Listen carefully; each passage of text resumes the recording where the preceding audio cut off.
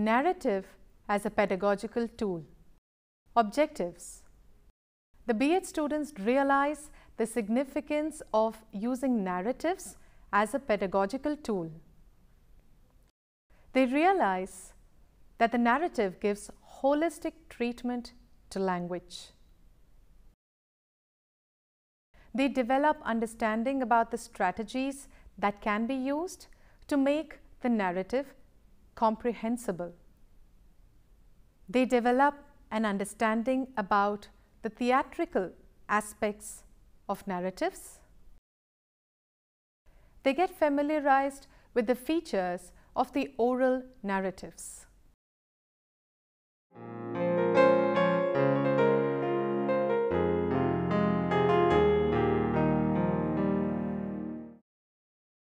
In one of our earlier lessons, we had discussed in detail various aspects of teacher talk. We had also discussed how code switching can be used as a pedagogical tool, especially at the beginning stages for ensuring comprehension. Oral narratives and the interaction that follows can together make a vital component of teacher talk. In the present lesson, we will analyze in detail the narrative as a pedagogical tool and how it can be made more comprehensible. Any ideas why we are proposing narratives for giving listening inputs to learners? Children like to listen to stories. That is true. They'll be curious to know how the story progresses and comes to an end, won't they? Of course they will. Anything else? Narratives make use of the emotive aspects of the language. Who would like to elaborate on this point? For example, when we listen to the story of Ponnamma in an earlier version, we are emotionally disturbed. We can actually feel her pain. Yes. The narrative serves to register the character emotionally in the minds of the listeners and readers. We have seen that the narrative contains descriptions and dialogues, which too are discourses. Yes, we can say that narratives allow holistic treatment of language as they can accommodate other discourses. What about the linguistic content of the narrative? What types of sentences and expressions feature in narratives? I think it can accommodate different types of sentences. Like what? Statements, questions, and sentences expressing strong emotions, short responses, etc. That's right. In this sense also, narratives provide holistic linguistic input to the learners. Moreover, the oral presentation of the narratives takes care of various aspects of voice modulation. In the coming modules, we will have more to learn about narratives.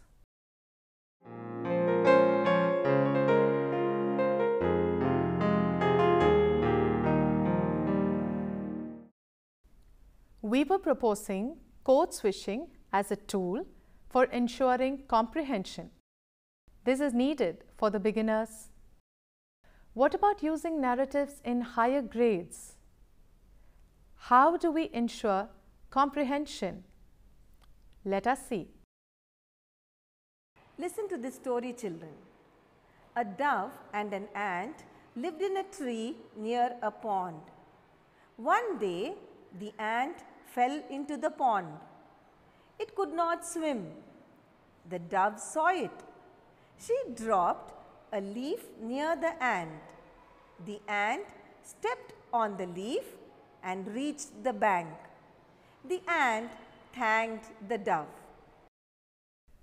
Suppose the story is narrated in grade 3 or grade 5. Will the learners comprehend the story? Yes, I think it is comprehensible.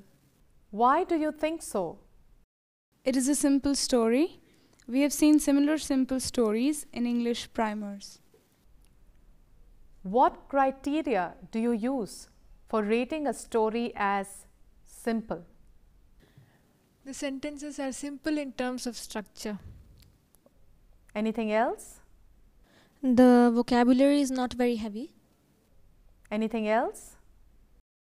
The number of sentences is less. Here, simplicity parameters are decided based on the implicit notion that the learners will be able to store the story in their memory and reproduce it as and when required. But it is doubtful whether children will be able to comprehend the story. A few strategies can be worked out to ensure comprehension. One of them is interaction prior to the presentation of the narrative. Children, do ants live alone or in families? Why do you think so? Yes? Ants live in large families. We don't usually see a lonely ant. Thank you. Where do you think the other ants are? Yes? They may be somewhere else. They may be somewhere else. I'll show you a picture. What do you see in the picture? You see the ant, the colored picture here. What do you see this here? Some flowers, the mango flowers. Where is the ant moving, you think? Yes, Shipra? The ant is moving towards the mango flowers. The ant is definitely moving towards the mango leaves and more mango flowers.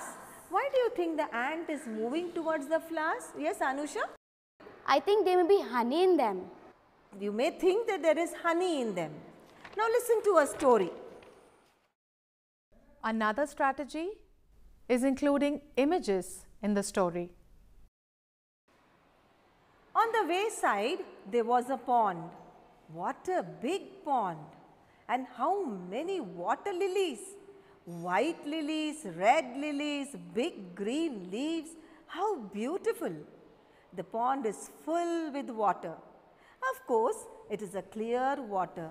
Like on a mirror, you can see your face on it. There is a tree growing near the pond, a mango tree, not a big one or not a small one, too. It has several branches. Most of the branches are bending over the pond. Now, there are no mangoes on it, but only flowers.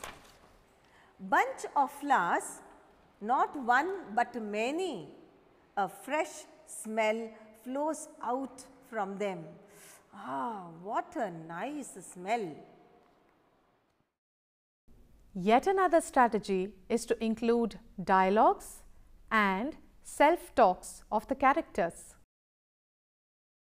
On the topmost branch, there is a nest. A dove lives in this nest. A small white dove with beautiful red eyes. What a nice bird! How beautiful it is! Somewhere on the tree, there is a family of ants.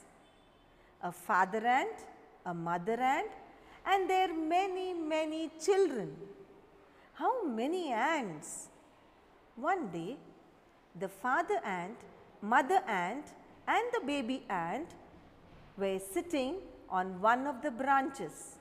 At that point, the wind was blowing. They felt the smell of flowers. What a sweet smell, said the ant to himself. Nice smell, said the children. Yes, it is, said the mother ant. Where is it coming from, Mom? Of course, from the mango flowers. I am sure there is honey in the flowers, said the father ant. But we can't reach there now. Why? The mother ant asked.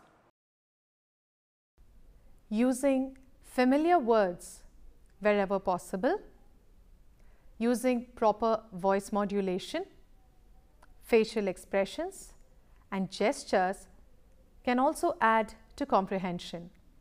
The listeners will be able to comprehend the narrative better if the characters are emotionally registered in their minds.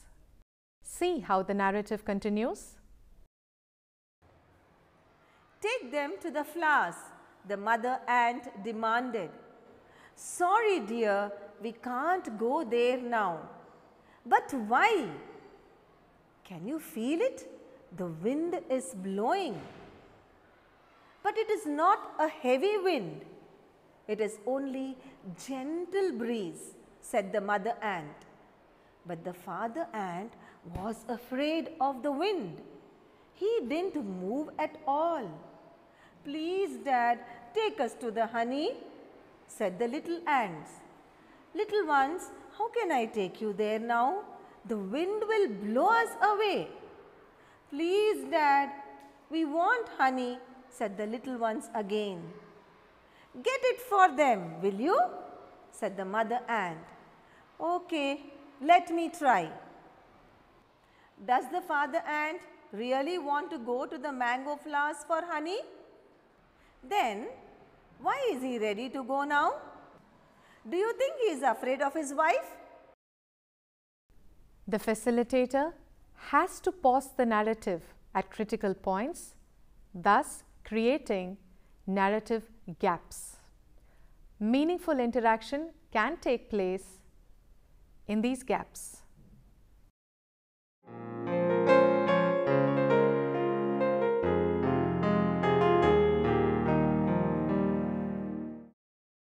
We have been discussing pedagogical aspects of narratives. Earlier you saw how the teacher was presenting narrative in a primary classroom. Let us have a glance at her presentation.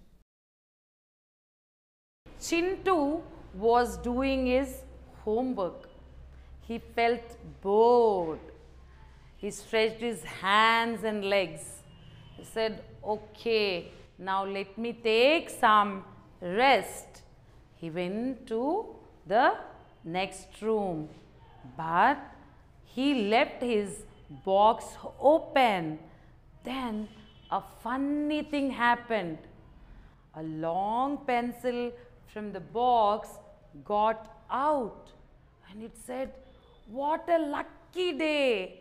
आज तो ये box open रख दिया, मैं आज बाहर आऊंगी, थोड़ा फ्रेश एयर लूंगी. Okay, then it saw, it came out of the box, it saw here and there. Then it thought, this table is very big. इतना लंबा टेबल पे से मैं नीचे कैसे जाऊंगी? Then it thought and thought. It said, okay, let me slide from the side. और वो टेबल के साइड में से स्लाइड कर गया. उसके बाद में देखा वो नीचे है. Then it stretched its hands and legs again. It jumped, it danced, it rolled on the carpet. Then something happened. What are your observations on the presentation? The teacher was modulating her voice. What is that for? To convey the emotions and feelings of the characters. Any other observation? She was using gestures and facial expressions. Yes, gestures, facial expressions and voice modulation are all theatrical components. As these are non-verbal means of communication, they are essential features of the oral narratives as well.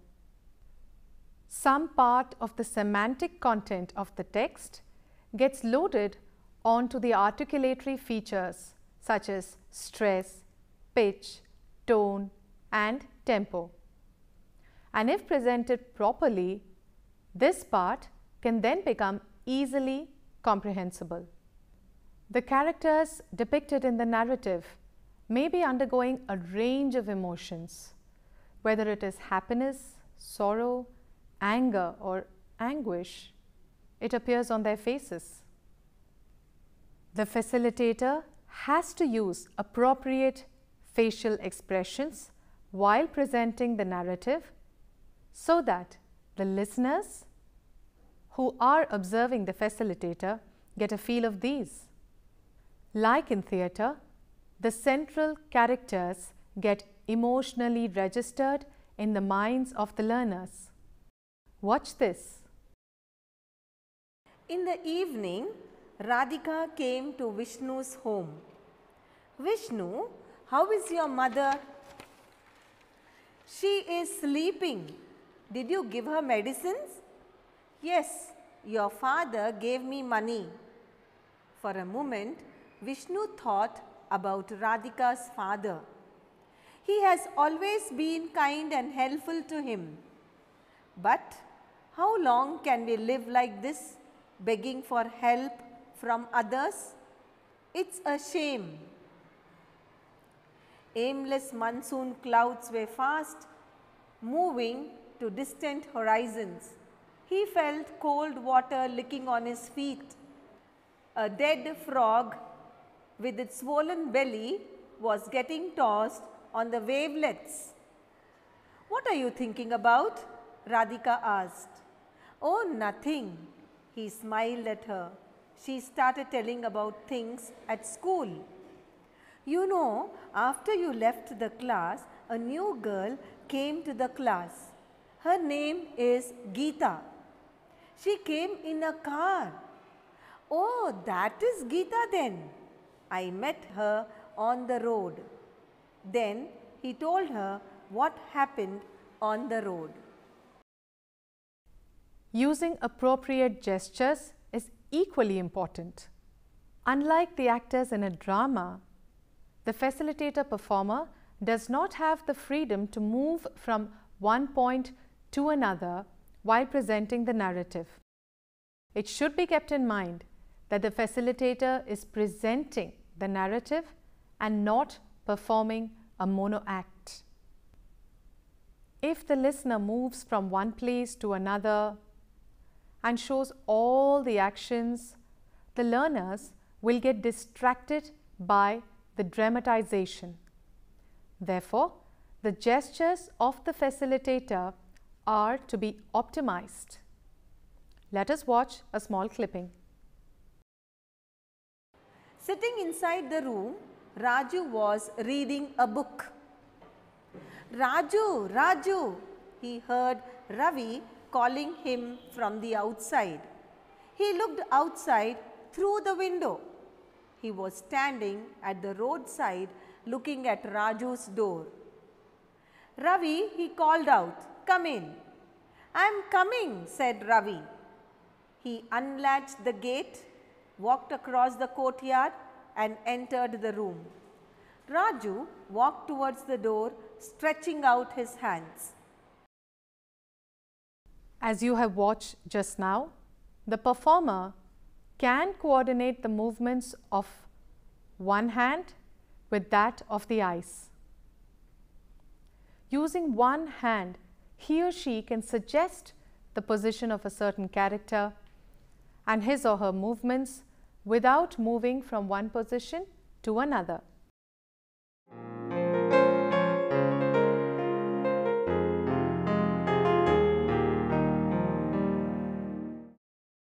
We have already come across some of the features of the narrative that will facilitate better comprehension. There are a few more points to be considered. We have to be selective about the theme to be used for building up the narratives. We will go for themes that belong to the experiential orbit of the learners, that have social and cultural relevance for the learner, that can involve them psychologically,